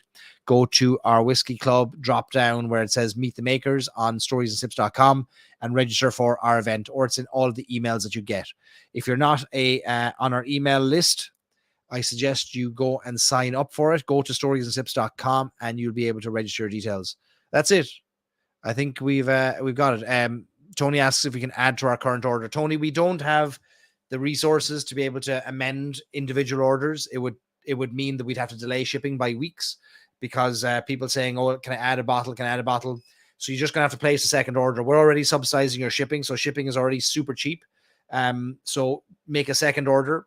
They'll probably ship separately. That's the best we can do resource-wise to try and balance resources with available time. So place a second order and we'll get those out to you. Sinead, that's it. Click like and subscribe, says Stacey. Thank you so much. I'm going to bed. We'll see you tomorrow. Enjoy the rest of the Super Bowl. Thanks, everybody.